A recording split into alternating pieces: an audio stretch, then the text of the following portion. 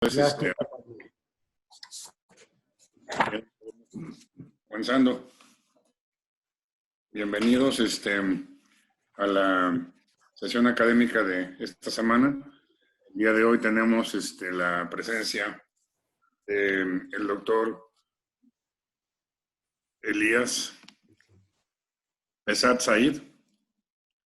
Es un médico originario de la ciudad de Puebla, egresado de la Benemérita Universidad Autónoma de Puebla, con un doctorado en biopatología médica.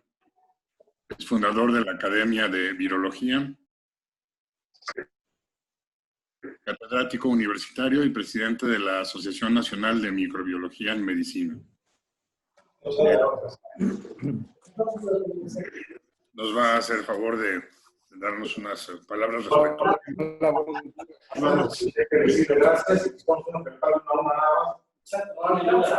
Ahora mi duda es, ¿Se está viciando el sonido? Es que Pavel les pagaba como una estancia aquí, como una estancia, un turno, una guardia. ¿Me explico? Pues, o sea, habrá uno o dos pacientes y le va a pagar eso por pero digo, ¿qué es lo mejor buscar?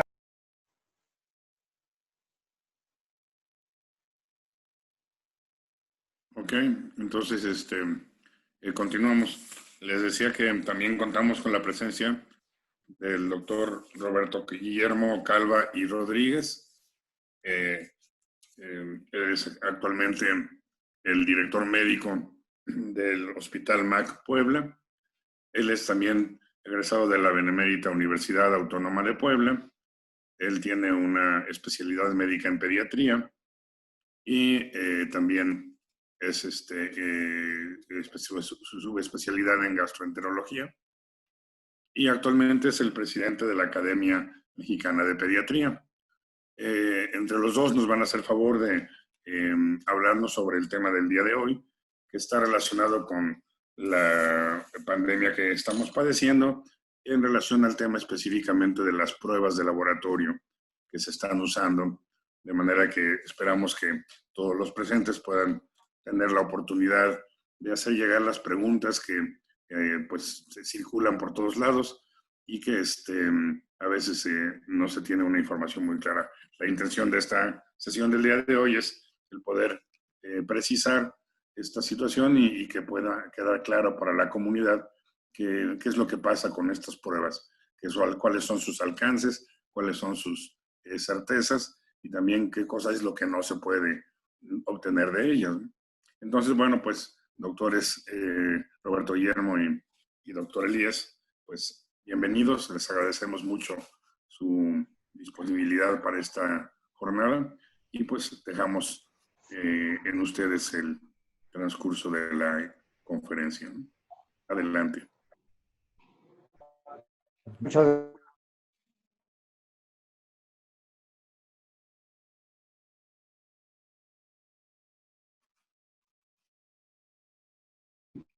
Quiero agradecer también al doctor Javier Castellanos la gran oportunidad que nos ha dado, a Josué, a Isaac y a todos aquellos que tipo de trabajo en relación con las pruebas para COVID-19.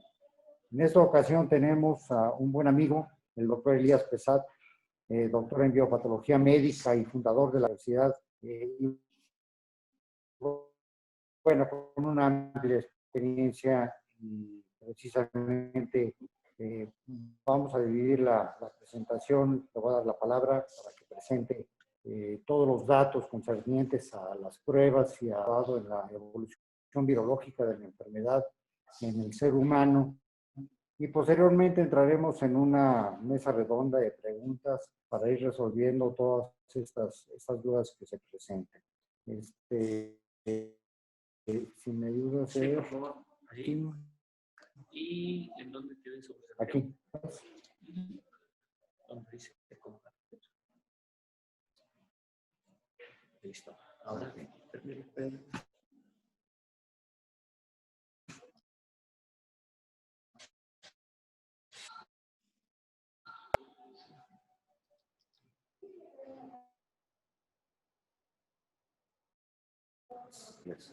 Maximizar. A maximizar, ¿no? Entonces, no es todo lo que se, todo lo que da. Está. Bueno, Elías, adelante con tu presentación. Gracias, Roberto. Gracias, coordinadores de la actividad. Por todo gusto, estamos aquí desde la ciudad de Puebla, transmitiendo, ¿verdad?, desde este bonito hospital nuestra experiencia, nuestros conocimientos respecto a la identificación del SARS-CoV-2, que como bien dijeron los presentadores, pues es el causante de la actual pandemia denominada generalmente como COVID-19, que yo como personal de la salud acepto que nos trae en jaque. Todos estamos aprendiendo, día a día se emite información nueva y dejar mensajes definitivos. Entonces esperamos consideren esas limitantes, que la información es muy dinámica, se está cambiando y que vamos a tratar de centrarla para que todos tengan la idea clara de la utilidad de los métodos de diagnóstico de este tipo de virus, que es aplicable a otros virus. Pero vamos a centrarnos con el SARS-CoV-2. Por favor, me dan la que sigue. Entonces, vean esta magnífica microfotografía que pues, corrió en el internet, muchas personas lo han visto, para resaltar la capacidad infecciosa que tienen los virus en general, como parásitos intracelulares obligados. Hay que mencionar que los virus fuera de las células no tienen actividad biológica, son inertes, pero a pesar de su sencillez molecular y bioquímica, pues son los causantes de los mayores problemas de salud en cuanto a cifras de muerte y mortalidad se refiere. Todos los identificamos como causantes de infecciones respiratorias agudas, infecciones gastrointestinales que culminan con diarrea, infecciones que culminan en síndromes exantemáticos, enfermedades de transmisión sexual, del sistema nervioso central, etcétera, etcétera. Todos los virus desde hace varias décadas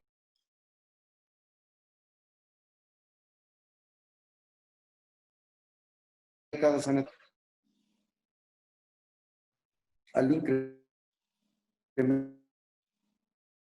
de la población mundial, del deterioro. Roberto Guillermo, se está entrecortando el audio, entonces no estamos escuchando.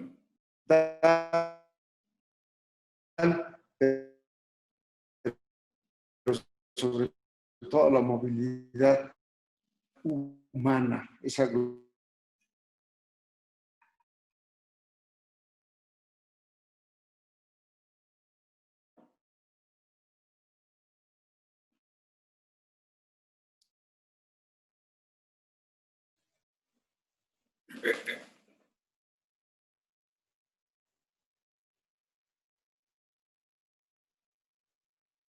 ¿Qué pasó con el sonido?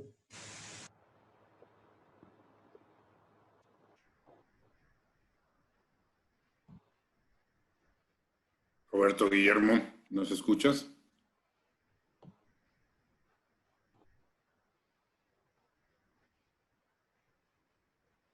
Déjame hablarle por teléfono.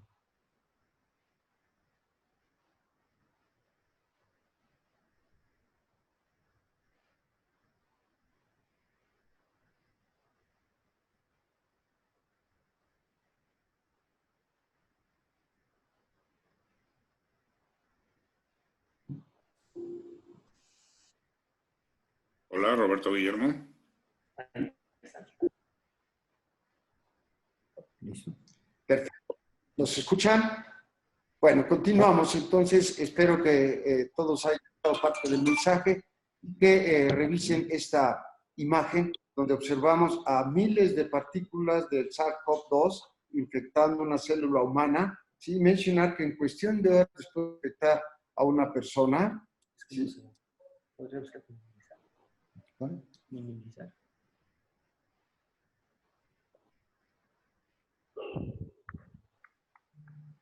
¿Ven ahí la presentación? No, ahorita no la estamos observando. ¿Se ven ustedes?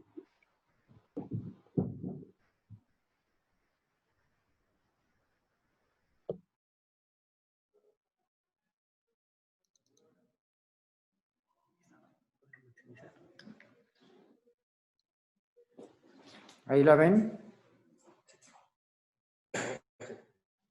Ya está, Ahora, ya está regresando, sí. Listo. perfecto. Ya apareció de nuevo. Entonces excelente.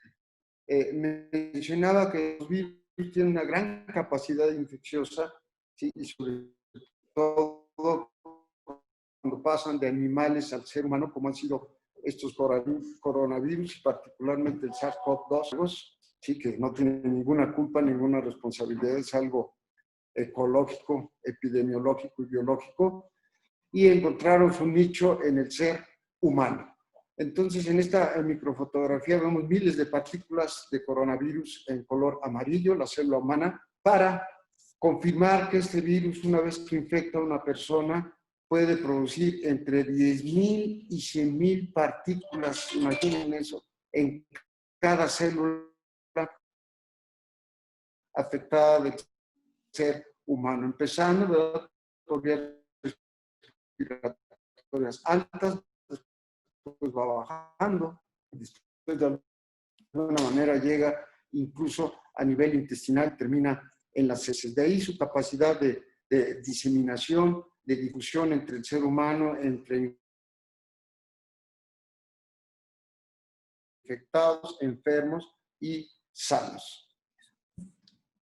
Bueno, entonces, vagoso, pero bueno, el virus ha afectado hasta el momento 11.3 millones de personas identificadas y registradas en todo el mundo, y se ha cobrado más de 531,000 vidas en todo el mundo. Entonces, el espectro clínico es muy variable, puede ser desde problemas básicos respiratorios como tos y fiebre, hasta en peores casos evolucionar a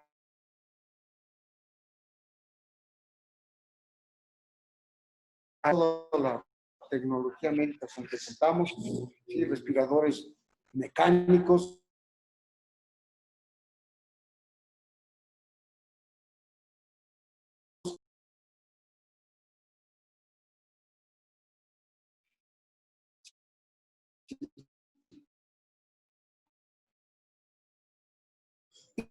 y Otra vez está fallando el audio. recordar, muy importante este dato, que en el 80% de los casos, los infectados van a ser asintomáticos. Este grupo es el que nos interesa para identificar también en el laboratorio. Y terminamos este mensaje diciendo, probando muchos esquemas, algunos aceptados de la salud, ese proyecto Solidaridad que tiene ahí 3 o 4 líneas, ¿verdad?, que ellos seleccionaron,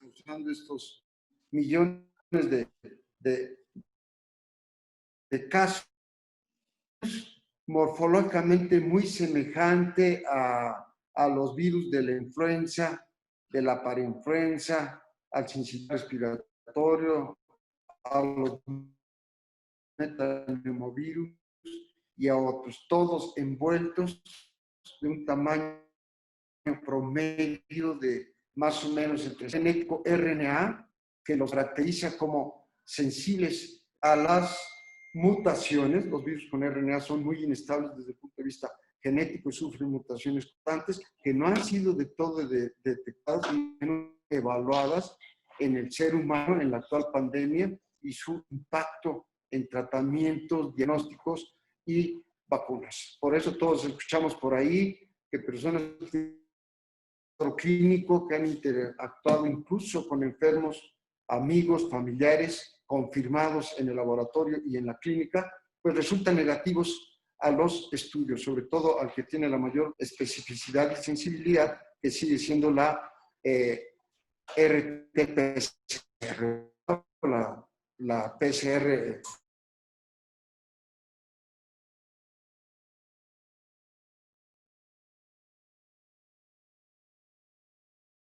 Otra vez estamos sin audio, Roberto Guillermo.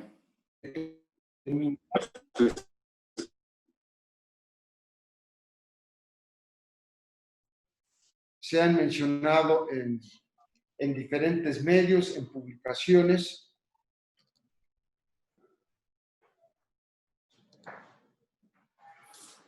Donde se resalta pues el grupo sanguíneo, la edad, la comorbilidad, ¿sí? Pero no está claro la cantidad de virus que recibimos en el inóculo durante la primoinfección, qué tanto influye, cuántas personas se infectan ahí y cuáles van a evolucionar clínicamente. Tenemos porcentajes, ¿verdad?, de eso, pero todavía no son definitivos. Las otras proteínas, la M y la N, que también tienen impacto en la inmunidad, han sido también evaluadas como generadores de anticuerpos que nosotros podemos detectar por los estudios denominados serológicos, pero quiero aclarar que esos estudios serológicos para detectar anticuerpos y o antígenos del virus realmente se pueden hacer en suero, se pueden hacer en plasma y se pueden hacer los más versátiles en sangre total. Con un pinchazo, ¿verdad?, en los pacientes podemos ir a evaluarlos a donde se requiera. Aquí tienen un poco más del virus, ¿verdad?, para resaltar sus características. Insisto, esa proteína que ven ustedes de color rojo con forma de honguito y que denominamos espículas en los virus, son muy importantes. Su composición en cuanto a número y secuencia de aminoácidos es la que determina la afinidad, el tropismo que tienen por cada uno de nuestros tejidos. Hay virus muy específicos en eso. Ustedes recordarán los virus de la hepatitis, solo afectan hígado. Los rhabdovirus y lisavirus solo afectan células nerviosas y así por el estilo. Eso está determinado por la composición de sus espículas. En este caso, para el coronavirus, la espícula S, que interactúa con nuestros receptores AC2, que sobre todo personas con ciertos problemas de hipertensión y otros expresan en mayor cantidad, determina quién tiene mayor posibilidad de infectarse una vez que interactúa con personas, insisto, que pueden estar solo infectadas o enfermos en el menor de los casos. Así que el virus entra y una vez que integre su material genético al celular, se adueña de la situación y va a empezar a producir miles y miles de partículas, como mencionamos al interior, que a su vez pasarán a otras células sanas y de esa manera terminan ocasionando un problema inflamatorio que realmente es el causante del daño a nivel pulmonar, que después se extrapola a otros órganos, ¿verdad?, y pueden ocasionar la muerte de algunos de estos pacientes. Aquí vemos cómo funciona la respuesta inmune. La respuesta inmune del ser humano y de otros mamíferos está combinada por dos mecanismos descritos como innatos, con los que todos nacemos y que actúan de manera inespecífica contra cualquier agente agresor, sea biológico, químico o físico, ¿sí? Y los conocemos, ¿verdad? Pues están los natural killers, los macrófagos, los interferones, la fijación del complemento, la reacción inflamatoria y demás. Estos tienen la salvedad de que son muy rápidos, actúan en cuestión de horas y generalmente son los encargados de detectar todo lo extraño que entra y si tienen los suficientes atributos inmunológicos, ese agente extraño es bien clasificado y eliminado la mayoría de las veces. Por eso estamos aquí juntos, cientos y miles de personas, ¿verdad?, quizás platicando sobre el tema del SARS-CoV-2. Del otro lado tenemos la línea de inmunidad adaptativa. Esta se va desarrollando conforme crecemos e interactuamos con todo lo que nos rodea, nuevamente biológico, químico y físico. Y está sustentada por dos líneas, que son la inmunidad humoral, llevada a cabo por las células plasmáticas a través de la producción de las inmunoglobulinas, que que son las que vamos a resaltar el día de hoy, ¿verdad? Sobre su importancia clínica, virológica, inmunológica, para entender con mayor claridad realmente la magnitud real que tiene la pandemia de este virus en nuestras ciudades, en nuestros estados y en nuestro país. Desde mi punto de vista, ¿verdad?, no hay otra, ¿verdad?, más que resaltar la utilidad de estos estudios serológicos que más adelante hablaremos. Otras líneas de inmunidad combinada entre innato y adaptativo también pueden ser evaluadas.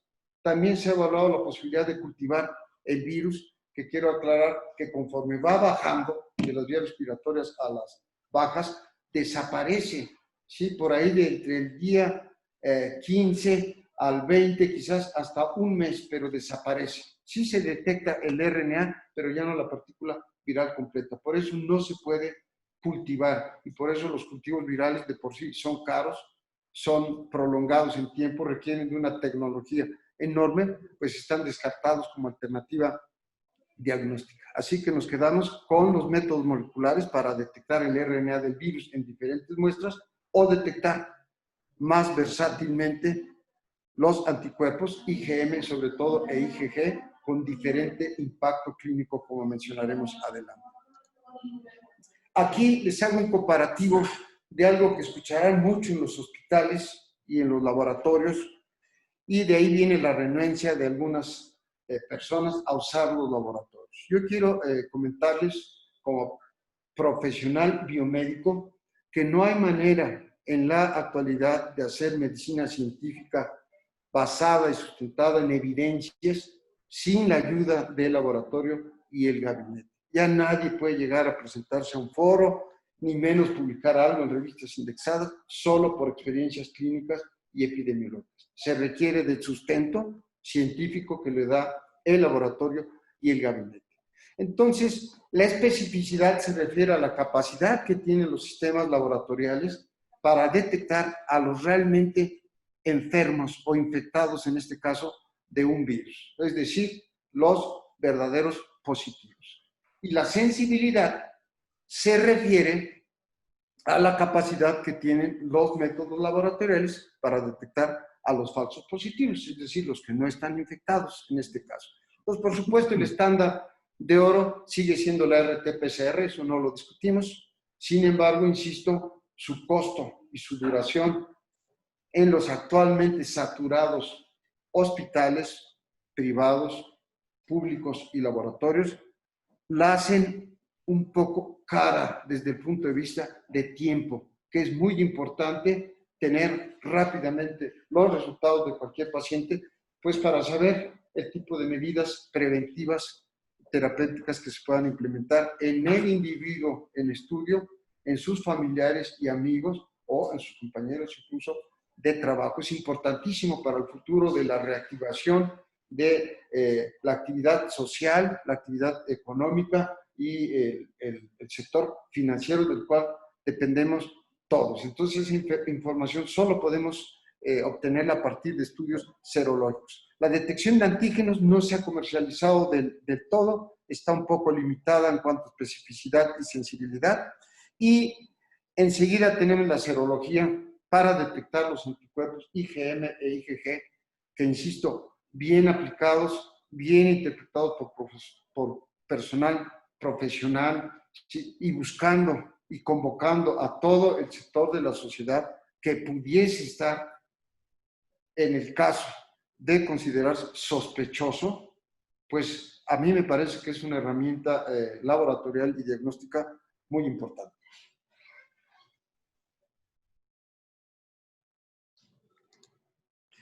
En esta gráfica, que también seguramente todos conocemos, verán que se describe desde el día 0 en el eje de las X, ¿sí?, cuando una persona se infecta. Ahí se atraviesa por un periodo considerado asintomático y de ventana también inmunológica, ¿sí?, más o menos que dura una semana, un poco más, 6, 7, 8 días en promedio, ¿sí? Y en ese periodo, ¿verdad?, incluso también es difícil a veces por la RT-PCR identificar la presencia de el virus, porque tiene también sus picos, ¿sí? Que debemos de buscar y entender. Si ustedes ven en el gráfico de color verde, que se nos describe la dinámica de la IgM, esta empieza a producirse por ahí del día 7, entre el día 7 y 10, pero su detección requiere de una cierta cantidad en el suero o en la sangre total, que se alcanza más o menos en el día 14 en promedio, ¿sí? ¿Eso qué quiere decir? Que desde que alguien empieza con las manifestaciones clínicas, más o menos tienen que pasar 10 días, 2 semanas, para tener la posibilidad de identificar este anticuerpo IgM, que todos sabemos en el área médica es el primer anticuerpo que se produce y es el que nos indica una infección reciente, una infección activa y clínicamente, generalmente en su fase aguda. Si vemos cómo está la RT-PCR en ese momento, yo diría más o menos entre el día 3 y 5 en el gráfico de color azul, ya puede dar positiva si se toma bien la muestra, ¿sí? Yo recomiendo para este tipo de estudios, ¿sí? La muestra nasal, ¿sí? Enseguida la faríngea y por última la salival. La salival la podemos dejar por comodidad para poblaciones abiertas, en escuelas, en trabajos, podemos llegar a colectar este tipo de muestras sin mucho problema, aunque, aclaro, disminuye la especificidad y sensibilidad, aunque se utilice el mejor sistema de diagnóstico, esta muestra puede determinar que sean más bajos los resultados. El cultivo viral, que no está aquí claro, ya lo veremos en la siguiente gráfica, llega a un pico, ¿verdad? Más o menos que coincide por ahí en el día 14, es cuando se comienza a recuperar el paciente, que son la mayoría, y ya no va a ser posible aislar el virus. Por eso, insisto, el cultivo virológico ha sido descartado. Podemos identificar todavía el RNA en estos pacientes. Y en rojo vemos a nuestro marcador cero epidemiológico más importante, no solo para el COVID-19, sino para otros virus y enfermedades infecciosas. Este más o menos empieza a producirse por ahí del día 14, pero se hace detectable alrededor del día 20-21, se mantiene hasta el 26, 35 y los estudios recientes hablan de que va desapareciendo a los meses de acuerdo a lo que han hecho y reportado algunos investigadores en sus respectivas publicaciones. Es cierto, ¿sí? Es cierto, se disminuye, quedan títulos muy bajos, pero recuerden que la memoria inmunológica queda grabada en nuestras células inmunológicas, específicamente los linfocitos B, que después en un nuevo estímulo, si alguien se llega a reinfectar, que es posible, ahora lo mencionaremos también, o se reactiva, también es posible, no está claro, pues inmediatamente el título de IgG aumenta, ¿verdad? Y neutraliza el virus y controla la situación. Entonces, este cuerpo, pues de alguna manera, su identificación nos habla de que la enfermedad ya está pasando, de que esa persona tiene inmunidad, pero no puedo asegurar que esté inmunizado. Todavía no lo sabemos. Ojalá pudiera decirles que quien tenga ya presente IgG ya la brincó posiblemente, bajo ciertas condiciones, sí, pero la posibilidad de reinfección, incluso con otros coronavirus ya mencionados anteriormente, sigue siendo factible. Así que vemos, para terminar en esta gráfica, ¿verdad?, que al inicio solo se mantiene o es positiva la prueba molecular, la RT-PCR, después se hace positiva la RT-PCR y la IgM en los inicios de la enfermedad, más o menos entre el día 13-14, después el periodo en que están positivos los 3 parámetros, ¿sí?, que es recomendable hacer en la mayoría de los pacientes, porque ya no es nada más identificarlos, sino saber con esto la posible evolución clínica y el posible impacto epidemiológico que tendrán los pacientes. Miren, hacemos RT-PCR, IgM e IgG resulta positiva en la mayoría de los pacientes entre el día 14 y 21. Después se va negativizando la IgM, como mencionamos, es un anticuerpo inicial que habla de infección aguda, ¿sí? Y se mantiene finalmente solo la IgG y se hacen negativas la prueba molecular, la RT-PCR y la IgM. Esto espero que nos oriente, nos ayude a entender la dinámica viral, inmunológica y clínica de los pacientes. Insisto, no es nada definitivo, estamos aprendiendo, ¿sí? Y poco a poco, con este tipo de trabajos, como encabeza el doctor Calva, iremos teniendo nuestra propia información, ¿sí? Aplicable, ¿verdad?, a nuestro entorno, a nuestra capacidad profesional y a nuestros sistemas hospitalarios. Esta otra gráfica reportada por un grupo español, fíjense ustedes que nos resalta sobre todo la carga viral en rojo, ¿sí? Y en medio verán una barra entre verde y rojo, ¿verdad?, cuando haya el mayor riesgo de transmisión de la infección viral y su asociación en diferentes etapas con los resultados de los estudios serológicos que se hacen en cassettes, en espigas, ¿verdad?, la mayoría, y que desde mi punto de vista son bastante buenos para la mayoría de los pacientes, ¿sí?, que no van a estar hospitalizados ni graves, ni mucho menos estarán intubados. Entonces, para esos pacientes, hacer estas pruebas es muy sencillo, muy versátil. Verán en la primera alternativa ahí, antes del día cero, pues todo el mundo debe resultar negativo, pero todos estos sistemas, así como se ven de sencillos, incluyen un control de calidad que ahí se marca con una banda que dice C. Siempre tiene que aparecer esa banda. Eso quiere decir que el estudio está bien realizado y que el resultado es confiable. En ese caso, ¿verdad?, no aparece la banda de IgG ni de IgM, por obvio, ¿verdad?, porque todavía no hay impacto inmunológico. Pasamos, vean ustedes, al día 5, más o menos en el 7 y 10.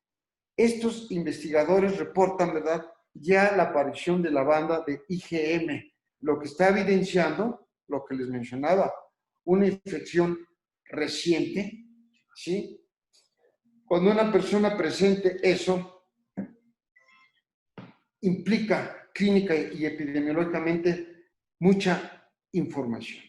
Primero, está recientemente infectado. Importante es evaluarlo integralmente para identificar factores de vulnerabilidad asociados a comorbilidad. Exceso de peso, diabético, edad, fumadores, personas con EPOC, hipertensos, y ni se diga personas con SIDA, pacientes trasplantados, ¿sí?, pacientes oncohematológicos, todos ellos, y además de otros informes poblacionales como el grupo A, la contaminación, por ahí reportaron algunos investigadores, sigue siendo un factor importante por el impacto que tiene en nuestro epitelio respiratorio, donde una elevada contaminación pues deprime de alguna manera la actividad del epitelio mucociliar, que representa uno de nuestros primeros mecanismos de defensa a nivel local.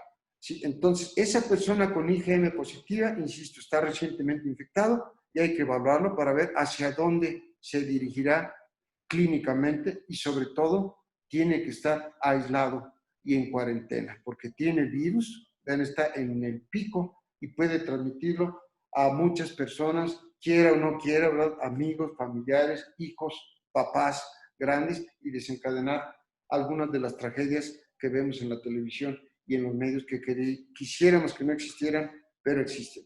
Después el virus, sigan la gráfica roja, empieza a disminuir de las muestras de los pacientes, pero aparece la IgG, se incrementa la IgG. Vean, y es detectable cercano al día 15 y se va a mantener de ahí en adelante, según los reportes que tenemos, hasta 2-3 meses, porque apenas llevamos medio año de esta pandemia, ¿verdad? Y esperáramos que ya vaya terminando, pero realmente no va a terminar en los próximos meses. Falta mucho y hay que estar informados, hay que saber de qué disponemos. Entonces, cuando aparece la IgG, ya la infección está bastante avanzada. Si es un paciente, una personita que no tiene síntomas, podemos asegurar con cierta fidelidad que no va a sufrir un cuadro viral grave, pero que la posibilidad de transmisión sigue, sobre todo porque el ARN todavía se mantendrá.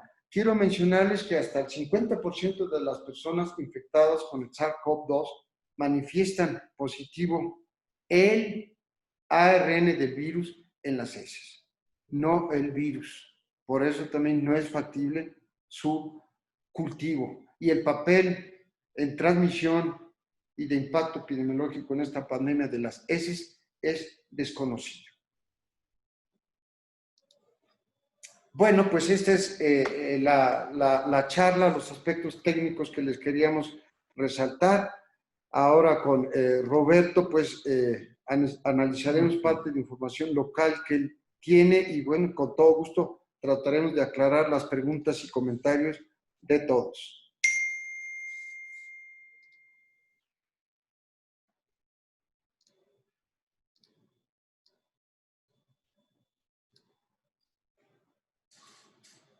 Adelante, Roberto Guillermo. Bueno, pues esto es parte fundamental del comportamiento del virus. Le agradezco a Elías esa participación y estos aspectos tan claros y tan evidentes de la infección o de lo que podríamos esperar con ese tipo de problema. Ahora, si tienen preguntas, si no, yo tendría algunas opciones para poderles, para poder preguntar. ¿Pueden dejar de compartir la pantalla, por favor, Roberto Guillermo?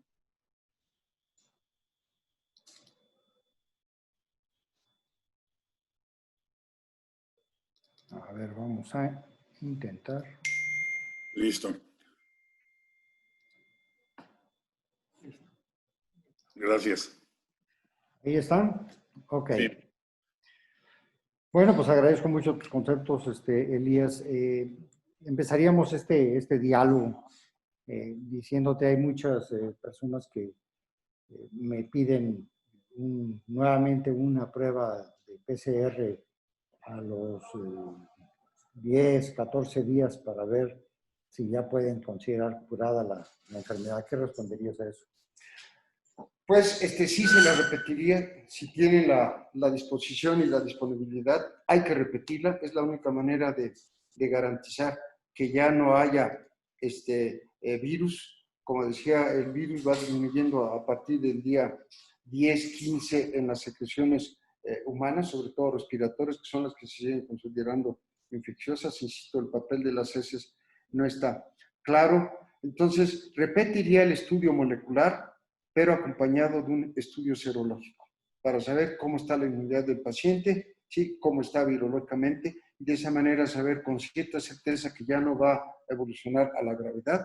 Si ya anda por ahí por el 20, 25, es obvio que por dinámica viral inmunológica ya no, ¿verdad? Pero sí tener esa información, ¿verdad? Seguramente la RT-PCR va a resultar negativa, ¿sí? Y resultaría con una IgG positiva, como mencionamos, una de las alternativas, que ese paciente de alguna manera ya tiene inmunidad. Insisto, no puedo decir que ya está inmunizado, tiene inmunidad, pero el grado de inmunización y de protección todavía no está claro para este virus. Entonces, el primer mensaje tal vez sería que a través de la combinación de los diferentes marcadores es como nosotros podríamos establecer en dónde se encuentra esa persona infectada. Definitivo, definitivo, Roberto. Y ojalá, hombre, que tuviéramos también los estudios detectables de antígenos del virus, como hubo para otros virus en su momento, que han causado pandemias que todos recordamos, la de VIH, la de influenza de hace más de 10 años. Sí, había pruebas de detección rápida, sí, con limitantes, por supuesto, no tienen la especificidad y la sensibilidad de los estudios moleculares, pero para encuestar volúmenes de población, insisto, de posible hacinamiento en el futuro, escuelas, centros comerciales, centros de trabajo, podrían ser una alternativa. ¿Sí? Si es un paciente delicado y que está hospitalizado, seguramente muchos de los que nos escuchan coincidirán con nosotros, el tipo de muestra y el tipo de estudio cambia. Si es un paciente que tuvo o que tiene clínicamente datos de gravedad, es decir, la fiebre, la tos, el malestar general, pero además disnea, ¿sí? Y evidencias radiológicas de neumonía atípica que consideramos todas, que casi siempre van asociadas a virus y a gérmenes intracelulares, ¿sí? Y con el estudio molecular, pues ya está. ¿Sí? Y en esos casos, la mejor muestra, de acuerdo a los estudios que han reportado, es el lavado broncoalveolar. Esa es la mejor muestra para identificar, ¿sí? Ya sea por primera vez o para seguimiento de pacientes graves, por métodos moleculares a el SARS-CoV-2. Después del lavado broncoalveolar sigue la expectoración, después sigue el exudado nasal, después el faríngeo y por último el salival. Claro, no se le va a hacer una broncoscopía a todos los pacientes si no está clínicamente justificada. Pero cuando se trata de evaluar virología, inmunidad y estatus clínicos, pues yo creo que no son gastos, es inversión en salud. Y cuando empezó este tipo de problema epidemiológico y sanitario, sí había poblaciones en riesgo que a lo mejor habría que muestrear y que sacar de alguna manera el diagnóstico a través de esas muestras, ¿no? Pero después de que ya han pasado muchas semanas y la evolución de la enfermedad ya se encuentra en la comunidad abierta y la mayoría de ellos son asintomáticos, el valor de hacerse una prueba, aunque no tenga unos síntomas, es también en base a la combinación de los tres índices para saber qué está pasando con esa persona. Por supuesto, innegable, Roberto. Entonces ahora, como bien dices, ya la transmisión es comunitaria. El virus llegó para quedarse. No se va a ir, no lo vamos a eliminar. No hay vacuna, no hay tratamiento. Lo mínimo que podemos hacer es aplicar estudios, ¿sí? De inicio, todas las personas que han interactuado con positivos, familiares o amigos, pues todos ellos estarían justificados a hacerles la prueba. Todo el personal sanitario debiera ser sujeto también de esta prueba para saber su estatus, más o menos, y que hay cierto grado de inmunidad frente a la infección. ¿Sí? Y pues todas las personas que lo deseen, que necesiten o requieran información de cuál es su estatus personal respecto a la infección por SARS-CoV-2, pues con el estudio serológico, un lacetazo en la yema del dedo es suficiente en sangre total. La mayoría de los sistemas detectan con suficiente especificidad y sensibilidad las inmunoglobulinas, y de acuerdo a las bandas, siempre que aparezca la banda de control de calidad interno, que nos representa que el estudio está bien hecho, entonces es interpretable. Si no sale esa banda, se invalida y se tiene que repetir el estudio. Ok. Es entendible cómo la población abierta ahora, en lugar de hacerse una prueba, si no tiene síntomas, se deba de hacer unos anticuerpos para ver cómo está su estatus de salud, ¿no? Afortunadamente. No sabemos qué tanto nos va a dar la protección. Hay un estudio español que dice que disminuye cada año un 7% la inmunidad y en 2 años ya tenemos el 14%, y si seguimos así, pues a lo mejor nuevamente los poco infectados que están, bueno, pues no sabemos si están protegidos o no, ¿verdad? Porque solamente tenemos la inmunidad ahí presente, pero no sabemos si eso les protege, porque nos faltaría tener esos niveles de protección para hablar de cierto grado de protección. Pero si esto es así, entonces las condiciones de poder seguir haciendo pruebas y poder seguir cuidándonos es más que evidente, ¿no? Así es, Roberto. Entonces, si pudiésemos poner en una balanza nuestras experiencias previas con otros virus, todos sabemos que si alguien está ya asintomático y tiene IgG contra el agente infeccioso, pues ya lo consideramos protegidos. De hecho, es el efecto de la mayoría de las vacunas que inducen anticuerpos neutralizantes protectores, ¿sí? Porque casi no se valoran y son pocas vacunas que son inductoras también de inmunidad celular, que debe de ir de manera paralela. Sin embargo, no lo tenemos claro para este virus nuevo, ¿sí? Así que ya los estudios se están haciendo.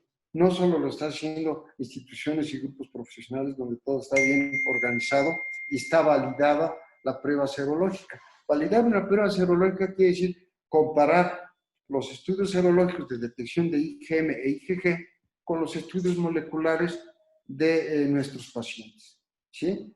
Sobre todo cuando se decide en una institución grande como esta, pues invertir en una cantidad importante de reactivos para que sean lo suficientemente específicos y sensibles y les permitan a ustedes dar información con mayor exactitud a sus pacientes. Entonces, hay que validarlo, hay que correlacionar, ¿verdad?, estudios clínicos, epidemiológicos con moleculares e inmunológicos, y en la medida que veamos la coincidencia, pues ya los podemos aplicar con toda confianza. Entonces, mucha gente tiene la duda, tiene la incertidumbre, quieren saber su estatus. Vuelvo a repetir, hay grupos que los están haciendo sin la infraestructura, sin la confiabilidad que da una institución, y por ello se hacen este tipo de eventos para informar, para difundir, para dar nuestra opinión profesional y que la gente acuda a servicios de calidad. Elías, una población en riesgo y que pasa aparentemente saludable es la infantil. La edad pediátrica, si bien en pocas ocasiones la incidencia de que tengan una enfermedad grave no sobrepasa el 4%, pero sí resulta que es la que más contagia. Entonces, ahora que se regrese a la actividad escolar, y no solamente los niños, sino también los jóvenes, adolescentes y las universidades, ¿qué se recomendaría? ¿Hacer pruebas? ¿Seguir las protecciones? ¿Seguir todos los cuidados? En fin. Pues mira, de inicio las actividades colectivas y grupales, yo creo que van a continuar proscritas las próximas semanas y posiblemente meses. Sí.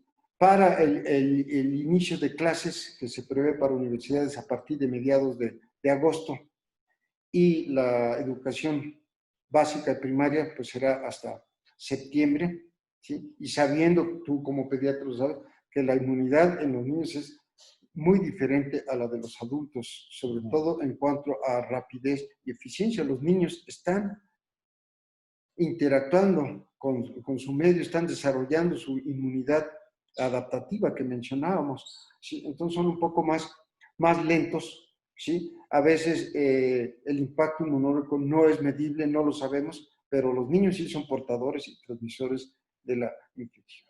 Entonces sí será importante, ojalá, ¿verdad?, que en nuestro medio se puedan hacer estudios en grupos de niños que han sido poco estudiados porque son poco afectados, y afortunadamente muy pocos los muertos, pero los hay. En la pandemia actual en México se han evaluado también. Con un estudio tan sencillo como el pinchazo en la yema del dedo, ¿sí? Entonces, niños, embarazadas, ¿sí?, personas con SIDA que mencionaba yo, pues tienen una respuesta inmune muy diferente al promedio de la población. Y ahí tenemos que combinar los estudios moleculares, inmunológicos y, por supuesto, toda la evaluación clínica epidemiológica para determinar si las medidas que debe implementar esa persona personalmente, válgase la redundancia de aislamiento, y de evitar transmitir en caso de salir positiva la RT-PCR o la IgM, que están en etapa aguda y que pueden contagiar a muchas personas. Elías, una parte o preocupación fundamental de mucha de la población es lo que viene en el currículum oculto, que es la salud mental. O sea, la pandemia, el confinamiento, el miedo, te lleva a alteraciones en la conducta y en la salud mental importantes. Ese tipo de personas se les recomendaría hacerse la prueba para que estén tranquilos de manera inicial y puedan, pues bueno, es difícil enfocar una vida normal, pero puedan enfocar su vida de una manera más tranquila. Definitivo, Roberto, se están haciendo muchas encuestas en población, en diferentes grupos de edades, con diferente vulnerabilidad a la infección, incluso personal sanitario. Entonces, quien tenga esa ansiedad, esa duda, ¿sí?, podemos ayudarles como profesionales de la salud al emitirles ese informe después de un estudio. Me parece que sería muy útil, qué bueno que lo tocaste, lo sacarían de dudas, y no implica de ninguna manera que alguien que salga con IgG, como mencionamos, nada más positivo, implica que tiene inmunidad, cierta inmunidad contra el SARS-CoV-2, pero de ninguna manera es echar las campanas al vuelo, no implica que ande deambulando sin cubrebocas y sin respetar la sana distancia y menos asistir a eventos públicos hablando de reuniones familiares y de amigos y demás. Entonces, desde el punto de vista de salud mental, hacerles estos estudios a quien tenga esa incertidumbre, pues yo creo que va a ser muy valioso. Mi parte fundamental es cuidar la salud mental, es cuidar los grupos de riesgo, pero el hecho de poder realizar las pruebas para enfocarse en la atención de la salud, yo creo que lo acabas de mencionar muy claro, es imperativo y es necesario para saber cómo conocemos. Para terminar, me gustaría que dieras un último mensaje acerca, nos están escuchando profesionistas de diversas índoles, ¿qué harían con su consulta cotidiana, además de guardar todas las medidas de higiene que sabemos? Nosotros estamos terminando precisamente, tú lo conoces, un estudio epidemiológico en todos los hospitales MAC de cuál es nuestra benevolencia acerca de estas pruebas, qué es lo que hemos encontrado, y yo creo que eso nos va a dar la tranquilidad para solventar los siguientes pasos de qué hacer con nuestra población sana, qué hacer con la población que tiene síntomas muy leves, pero que hay que ayudar y hay que tratar. En fin, ¿qué mensaje final podrías dar? Claro que sí, Roberto. Pues de inicio, bueno, saludar a todos los profesionales del área de la salud y estudiantes y público en general. Ojalá que la charla que organizó el doctor Calva con servidor haya resuelto algunas dudas, haya aclarado interrogantes que tenemos todos, incluso su servidor. Ahí estamos aprendiendo día con día. Y sí, que los personales de la salud reconsideren lo que mencionaba, no es con afán de molestar. Reconozco la capacidad clínica que tienen muchos profesionales del área de la salud y que detectan muchos cuadros. Y claro, lo banal y muchas de las patologías que no tienden a agravarse, como es el caso del COVID-19 producido por el SARS-CoV-2, pues perfecto, es entendible. Pero en esta patología nueva que se está difundiendo todavía y en la que hay una gran cantidad de la población susceptible con o sin comorbilidad, es importante hacer y practicar esa medicina científica que mencionaba. La medicina basada en evidencias, en este caso, inmunovirológicas y radiológicas, que bien aplicadas, ¿verdad?, bajo la evaluación clínica y epidemiológica de las personas, nos rendirán una información que nos permitirá hacer esa medicina científica que vemos en Norteamérica, en Europa, y que, aunque sea muy discutible en nuestro medio, muchos compañeros consideran que es una medicina deshumanizada, que no revisan bien a los pacientes. Yo creo que sí los revisan en la forma que esté justificada, implementan los estudios que estén justificados y rápidamente, porque funciona muy rápido la combinación del clínico y el laboratorio, que no sucede todavía en nuestro medio. Los estudios moleculares son muy lentos, es un estudio que se hace en 20, 40 minutos, y si es RT-PCR, es cuantificable desde el inicio, lo que determinaría de alguna manera el tipo de señal fluorescente, la gravedad y la carga viral que tiene cada paciente, y eso al galeno le está dando información científica de que ese paciente tiene muchas posibilidades de evolucionar a la parte grave y puede modificarla con lo que hay disponible a la actualidad. No vamos a decir ningún medicamento, doctor Calva, pero entonces practicar en la medida posible una medicina científica confirmada, ¿sí?, con ese auxiliar diagnóstico que es el laboratorio y el gabinete, nos permitirá ser más eficientes y además tener nuestra propia información, porque todo lo estamos haciendo en base a lo que reportan chinos, europeos y estadounidenses. Con todo respeto, pues no somos iguales, ni culturalmente, ni nutricionalmente, ni genéticamente. Pues muy bien, Elías, agradezco mucho. Hay varias preguntas, Roberto, no sé si nos puedas hacer favor de... Sí, por favor, a ver. De parte de Linus Sánchez, los felicita por la presentación y pregunta si hay periodo de ventana para las pruebas serológicas. Sí, como mencionábamos, en la gráfica, sí, las pruebas serológicas tendrán un periodo de ventana más o menos de una semana, doctor. Entonces yo recomendaría 10 días más o menos a partir de iniciada la manifestación clínica o del posible contacto. 10 días, 14 días, ¿verdad? Entre 10 y 14 días tenemos mayor posibilidad de identificar la IgM y la IgG. Entonces el periodo de ventana es más o menos de 5 a 7 días. Además, yo agregaría que no hay que olvidar que cada prueba tiene Ok, sus falsos negativos y sus falsos positivos. Entonces, una prueba positiva nos puede confirmar lo que estamos explorando en ese momento, pero una prueba negativa no nos lo descartaría totalmente. ¿Qué otra? Liliana Ochoa Villanueva pregunta que qué pasa con los pacientes que padecen patologías autoinmunes o reumatoides, ¿por qué se agudizan dichos padecimientos?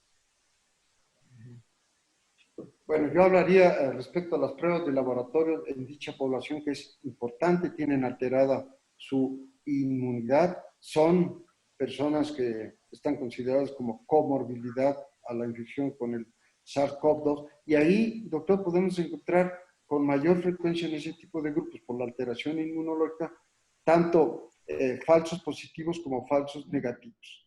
¿Sí? Pero afortunadamente con los sistemas que mencionaba que incluyen control de calidad internos, tanto ni se diga en la molecular como también en la serológica, sabremos qué tan fidedigna es nuestra información y cómo presentarla y cómo, ¿verdad?, orientar y educar a nuestro paciente. Gracias. Pris Ortega pregunta si la PCR en los primeros 5 días de la presencia de síntomas está bien indicado. Sí, por supuesto, solo que aclarar que en algunos casos, sobre todo en los primeros días, puede resultar negativa, lo que depende de lo bien tomada que esté la muestra. Generalmente la RT-PCR no falla, es muy específica y muy sensible, y sí, en los primeros 5 días está bien justificada por encima en esa etapa de los estudios serológicos, es innegable. Ok, gracias. Verónica López expone la situación de un paciente de menor de 1 año con cuadro de diarrea, fiebre de 3 días de evolución. Pregunta que lo ideal, ¿qué sería? Bueno, Me lo refiero ideal, a las pruebas.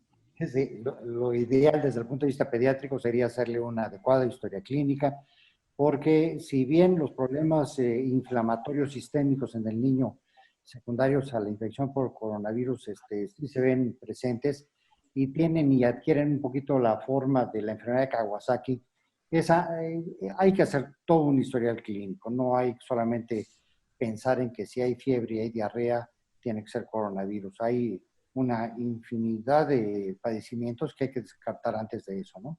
Entonces hay que hacerle una adecuada historia clínica, una buena exploración física, pero con todas las medidas de protección y cuidado que ahora involucran estos casos. Okay, gracias, Roberto Guillermo. Jennifer Ramírez dice, en caso de una prueba rápida de anticuerpos, si la IgM se pinta pero no por completo, como el control, si se considera un falso positivo o que los niveles están bajos. En las dos, si los niveles están bajos, seguramente lo tomó antes del día 10 y todavía la concentración de IgM no es suficiente, o también quizás tiene un sistema que no es del todo sensible y específico para IgM como lo es para IgG. Es posible, ¿sí? Entonces lo recomendable ahí es repetir en unos días más la prueba, ¿sí? Si es un paciente delicado clínicamente hablando, pues en ese momento se toma más sangre, se repite y se comparan los resultados para tomar decisiones. Ok, yo tengo una pregunta aquí de Gerardo Coyotl. Dice, hola, buen día. Hace 2 semanas el neumólogo me diagnosticó neumonía por COVID. El diagnóstico fue por medio de 2 tomografías de tórax. No me realicé prueba confirmatoria de PCR. Hoy me realicé la prueba AC-IgG y pregunta que ¿es recomendable realizarse la prueba de PCR confirmatoria? Pues sí, Depende de qué día. ya pasó ese periodo de tiempo tuvo su problema neumológico detectado por la tomografía y ya resultó IgG y clínicamente no tiene nada, pues ya está prácticamente listo para darse de alta, sin asegurar, insisto, inmunización completa. Hay que revisar los días de evolución que tiene y si pasa más allá del mes, pues a lo mejor ya no va a salir positiva. Y lo que es importante es hacerle una prueba de anticuerpos, tanto IgG como IgM, para precisamente valorar junto con el aspecto clínico cuáles son las condiciones actuales. Ok, me parece Hay otra pregunta de Diego Piccolo sobre cuál es el margen de error de las pruebas serológicas en cuanto a falsos positivos y falsos negativos. Y les manda saludos. Gracias, Diego. En general, los sistemas de los que disponemos comercialmente en la actualidad se acercan todos a una especificidad del 100%, o por lo menos andan entre el 95 y el 100%, que es muy bueno. Eso quiere decir que prácticamente detectan a todos los positivos verdaderos. La sensibilidad sí es un poco más baja, sobre todo hay varianzas en ciertas etapas de la enfermedad entre la concordancia de IgM o IgG con la PCR. Pero la especificidad es cercana al 100% en todos los sistemas, sobre todo cuando están validados con los estudios moleculares de cada institución, y la sensibilidad, que es la detección de falsos positivos, sí disminuye un poco. En algunos sistemas anda entre el 85 y 90%. Gracias. Hay otra pregunta de Alberto Vera. Pregunta si es necesario hacer una prueba de PCR si se hizo una prueba de anticuerpos y el paciente es clínicamente evidente. Bueno, entiendo que salieron los anticuerpos positivos, clínicamente está bien, ¿sí? Sí sería recomendable hacerse la prueba molecular, y sobre todo si tiene resultados positivos de IgM, que nos hablan, insisto, de una infección aguda, una infección actual, reciente, que está en activo. Eliana Ochoa Villanueva pregunta, ¿cuánto es el margen de falsos negativos en los primeros 10 días en pruebas rápidas? El margen de pruebas negativas es alto en los primeros 10 días por la dinámica viral inmunológica que explicábamos, que los títulos detectables de IgM y después de IgG comienzan después de este periodo. Entonces, lo recomendable es más o menos al día 14-15, es el periodo más recomendable para hacer las pruebas serológicas. Yo tengo una pregunta en el correo, dice, ¿cuál de las pruebas es la que más recomiendan? ¿Prueba rápida o prueba PCR? Pues yo creo que acá lo discutiremos, el doctor Calvo, su servidor, dependerá de características clínicas y epidemiológicas de cada paciente. Si un paciente es un paciente grave con una neumonía tremenda, pues urge el resultado molecular que nos diga si está el virus, ¿sí? El estudio molecular no nos va a decir cuál es la actividad del virus, nada, si está o no está, ¿sí? Y paralelamente el estudio inmunológico que nos permitirá determinar y adelantarnos a los hechos clínicos en este paciente. Si sale RT-PCR y sale IgM, pues la infección está en su punto y además clínicamente el cuadro es compatible, pues hay que hospitalizarlo y hay que darle tratamiento y todo el seguimiento que está establecido en los protocolos de manejo de estos pacientes.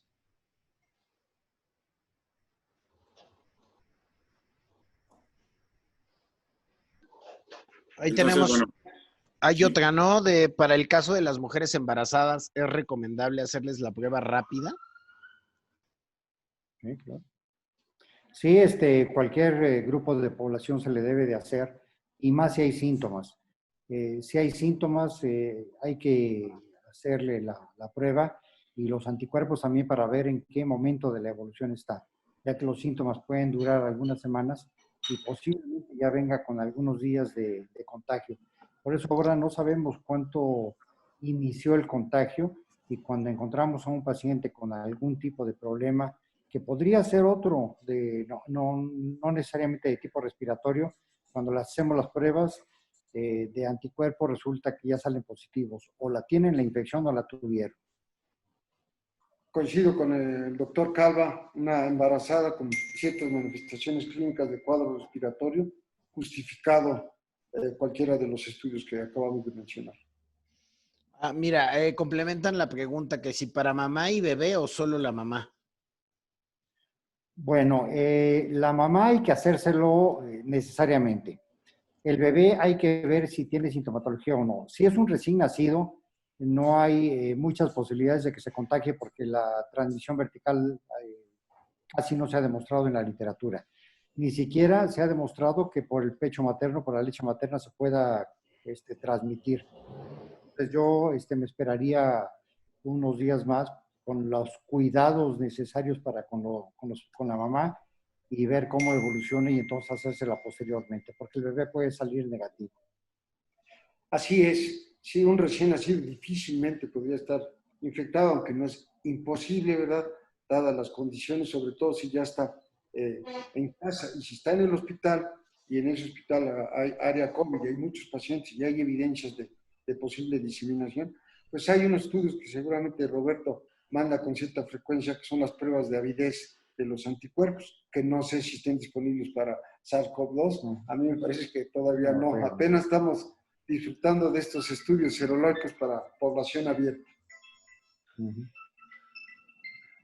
Diego Piccolo tiene otra pregunta. ¿Cuál es el posible futuro del COVID? ¿Se volverá una enfermedad cíclica o anual, como la gripe estacional? Lo único que nos falta es ser un poquito magos, pero por lo que estamos viendo, esta es una infección que vamos a tener que acostumbrar unos buenos años en tenerla enfrente y en cuidarnos de ella, porque es una enfermedad, si bien pues poco letal, pero sí muy contagiosa y puede causar muchos problemas en mucha gente. Yo diría también que va a continuar, por supuesto, y la incertidumbre y la duda es qué otros virus van a surgir en el futuro, dado el deterioro ambiental que hemos hecho y la invasión de los territorios geográficamente hablando, de los animalitos que viven ahí de manera natural y que por eso pues, se dan esos brincos que decimos de especie, sobre todo en el caso de virus, pero también hay bacterias, protozoarios y hasta hongos, ¿sí? Entonces todo un arsenal de enfermedades infecciosas que nos van a retar en cuanto a capacidad profesional, en cuanto a capacidad de organización gubernamental, ¿sí? De información, de sociedad, para poder resolver esos retos. Gracias, doctor Elías. Y bueno, no sé, Josué, si tengas alguna otra. Sí, aquí hay una que dice que en caso de neuroinfección posible por COVID-19 en LCR, ¿cuál es la experiencia? Bueno, hasta ahorita hemos tenido 2 casos de encefalitis secundarias a coronavirus. Los 2 se han recuperado satisfactoriamente y no han dejado ninguna secuela hasta el momento. Pero me imagino que preguntaban si en el líquido cefalorraquídeo sí, se han hecho estudios y detección del RNA viral, me imagino que se los hicieron, ¿no? Sí, así es. Sí es posible hacer los estudios, tanto moleculares sobre todo, ¿sí? Como serológicos. Se puede detectar cierta cantidad de mecanismos de defensa, pero no sé qué tan estandarizados estén. Esa es la verdad.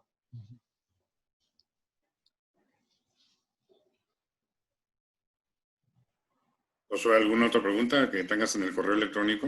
No, ya ninguna.